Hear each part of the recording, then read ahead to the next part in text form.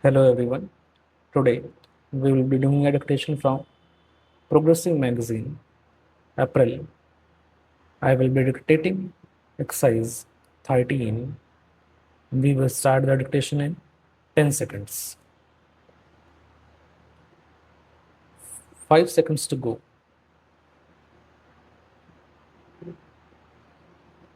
Start. We must bear in mind that comparatively recent growth of our industries and the short history of our industrialization, India has been looked upon for ages as a predominantly agricultural country. Those who swore by that statement little realized the wealth of resources that were available in the country and which could, if properly tapped and efficiently exploited, place this country in the forefront of industrialized countries of the world. We have, however, to realize that in the process of this industrialization, we have to make up the leeway of decades, nay, centuries. There has never and never can be anything like an industrial revolution in this country which would quickly transform its agricultural economy into a predominantly industrial one. Our industrialization, starting at a time of more progressive ideas than characterized the Industrial Revolution of Europe, has naturally to take note of modern ideas of the relationship between employers and the labor, and between these and the general community. It has also to take note of that would, in the context of 18th century conditions, be severe handicaps and drawbacks. These naturally place limitations on the freedom of individual initiative and enterprise.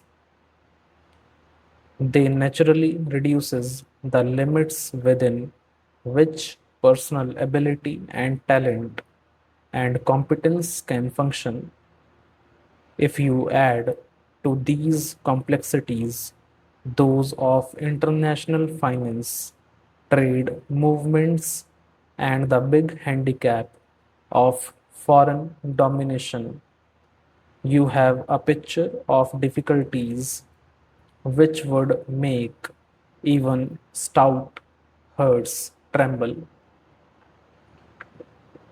I am glad to say, however, that through the foresight, the spirit of adventure, and the nationalistic fervor of our pioneers of industries in the past, and the interest taken in our industrialization by a comparatively small band of industrialists, we have been able to establish centers of industrial installations here and there, which form the nucleus of our industrial effort today.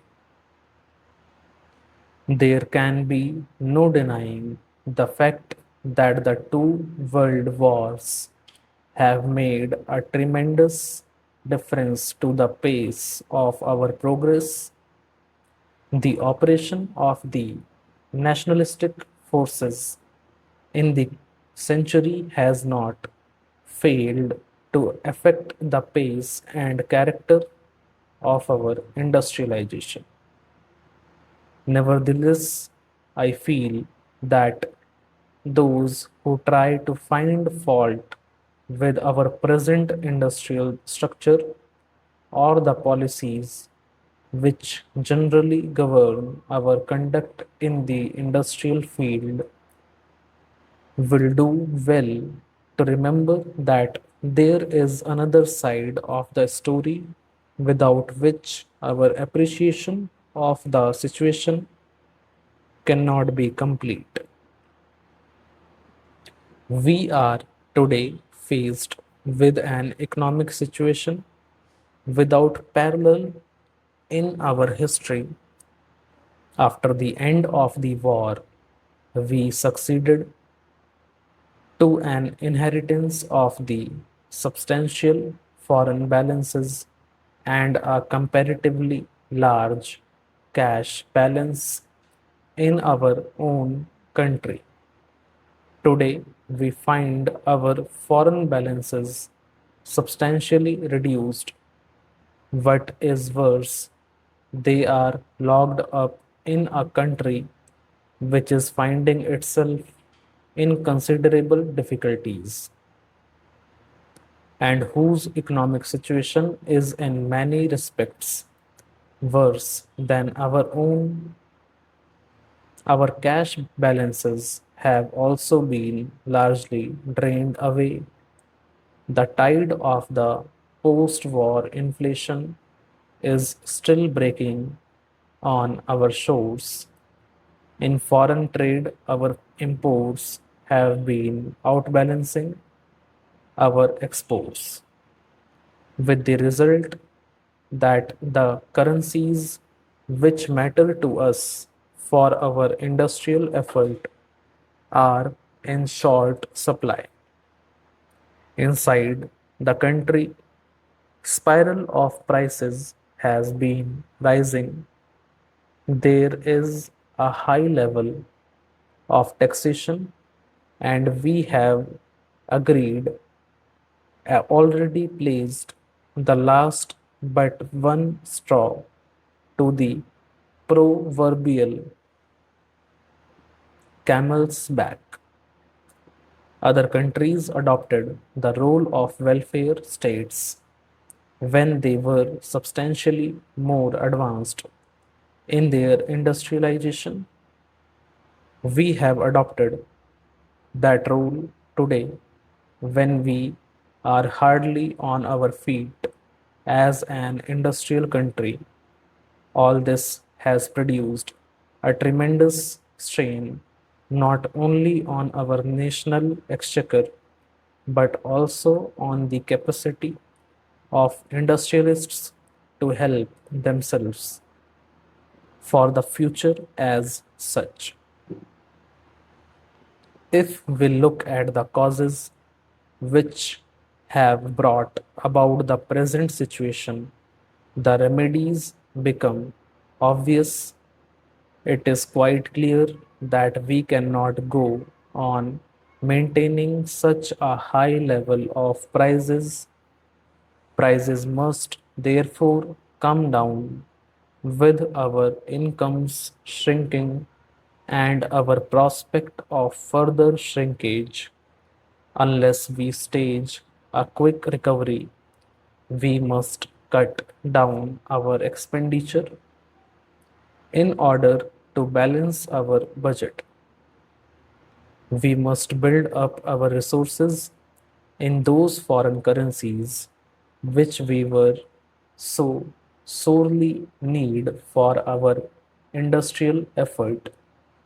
For this, we must cut down those imports which are for our immediate purposes unessential, and in this I shall include food imports because I am convinced that with honest, coordinated, and concentrated effort, we can make up whatever deficiency in food production there exists today. We must create a sense of confidence both in the investor and in those on whom will fall. The great national duty of utilizing investments, it is only then that we can successfully implement our efforts to stimulate investments and to ensure that every pie that is saved is utilized in our national endeavor to stage a recovery from a severe economic malaise. Above all this, however, we must up our strength not on the basis of temporary support or artificial reductions in prices or stimulation of investment. Stop.